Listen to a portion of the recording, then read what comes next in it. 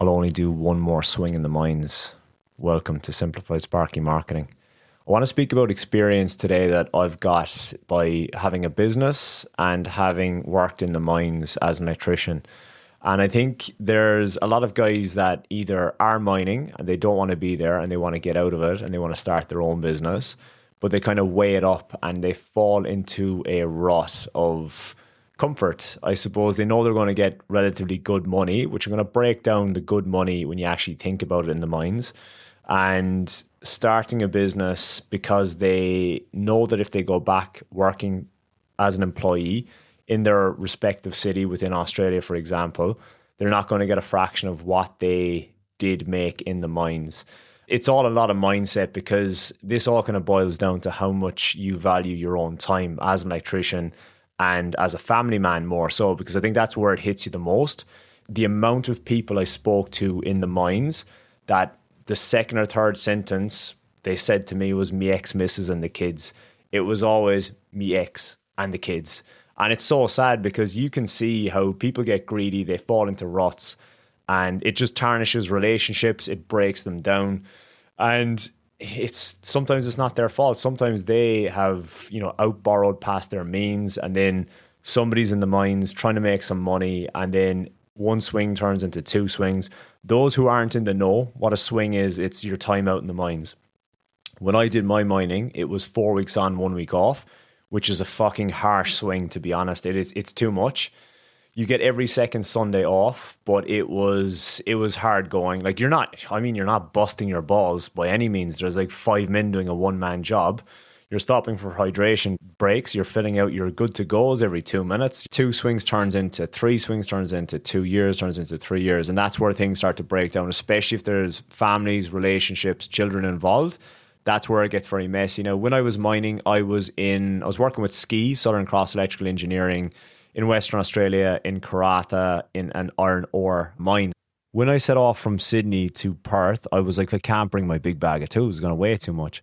So what I did when I got to Perth was we had to go to Fremantle to get an induction. And I rented a car, went to the local Bunnings, bought a tool bag, bought all new shiny tools, and bought the necessities. I brought my fluke meter, good screwdrivers, pliers and stuff. And then I just bought shifters and all of that. But when I rocked into the mines, I looked like a first-year apprentice, wet behind the ears with all my new gear. And the best thing was, I think one day of the 3 months I actually spent doing electrical. I think I terminated one cable, and I didn't even really know how to terminate. I think I had to ask the guy about it because it was specific mining cable. The rest of the time I was just stainless steel cable tying and making up mechanical stuff. Lightning protection we had to make around the units and stuff, which was good. Barely used my brand new set of tools. I may as well have literally rocked up with a maintenance man's screwdriver and pliers, and I probably would have gotten away with it. So there was 5 or 6 conveyor belts. I think I was brought in with a crew when they were on about the 4th. So as the conveyor belts were getting finished for the mining, they were essentially starting to let go of people. Now, I went into the mines with the goal of having a few months in there, maybe till March or April. And by March, I was made redundant with a crew of guys. And it was actually a blessing, because that was my out, that was my exit. And I think what happens then with a lot of people is they chase the next dragon. They're like, okay, this one's drying up or it's finishing. Where's the next one? And loads of guys you meet in there or mates you make in the mines, they'll always stumble across somebody they know from a previous mining site. When I was in the mines, my swing was 28 days on, 7 days off. It's a 4-in-1 swing. And in the 28 days, we had every second Sunday off, which was great fun, because the Saturday night we'd all hit the drink, and then Sunday we'd die a death, and then Monday we'd have to be right as rain to go, because we were breath tested every single morning. You had to blow into a breathalyzer. If you blew any single digits, anything at all, you were a goner. You were instantly kicked out of the mines, because obviously you're a liability.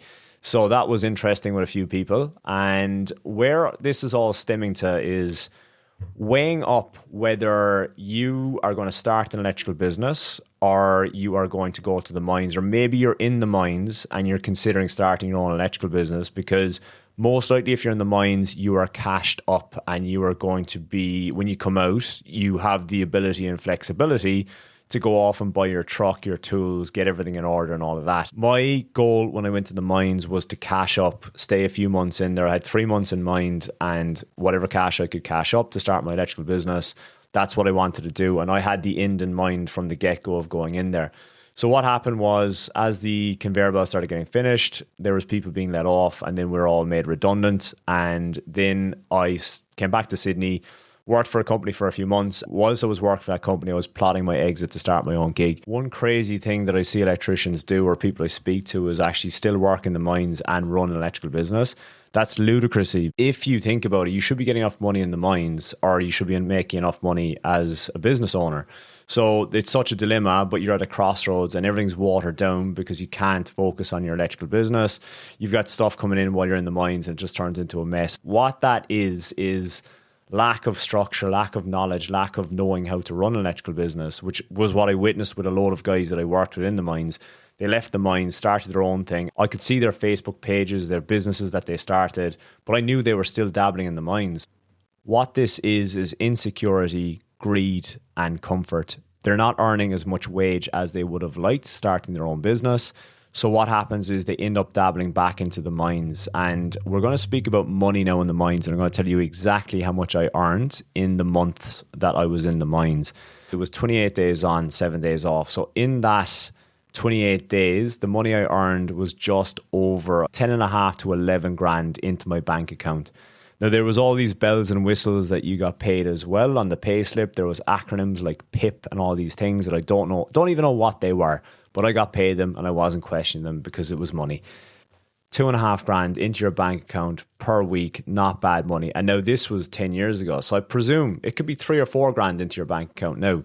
But what I'm going to get at is back in the day, it was 2.5 grand-ish, the bones of 3 grand perhaps a week into your account.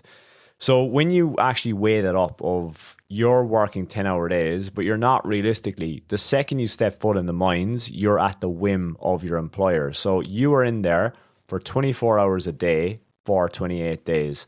And when you actually break down your hourly rate into 24 hours, it's very, very small. And you weigh up, is it worth it? And some people are going to listen to this and go, what are you fucking talking about? It's not 24 hours.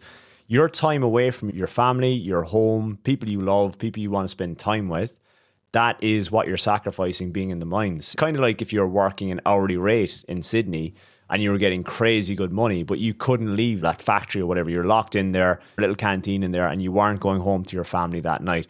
It's the same principle because people weigh it up like I'm only doing 10-hour days. It's like the amount of time you're actually away in the mines, that is all your time. Your time is the most fucking valuable thing you have. You can get more money. You can't get more time.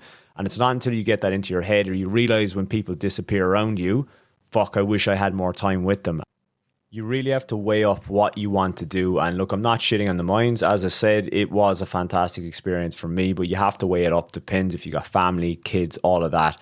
If you are going to the mines, set an end goal or a target of money that you want to make, put aside, and then put that to whatever you're saving for. It might be a deposit for a house. Prices have gone insane here in Australia, and that may be your reason for going in there. But if you're considering or you're wondering of how I'll never make that money working for myself, you can. I'm fucking walking, talking proof of it, and the members I work with are getting there as well, which is phenomenal. And it's just the core thing here is starting correctly, setting up your business correctly from day dot, something I didn't fucking do and I wish I did. That's it from me. I honestly think running your own business correctly is far better than swings in the mines away from people that you love. If you need anything from me, there is links in the description. I'll chat to you next week.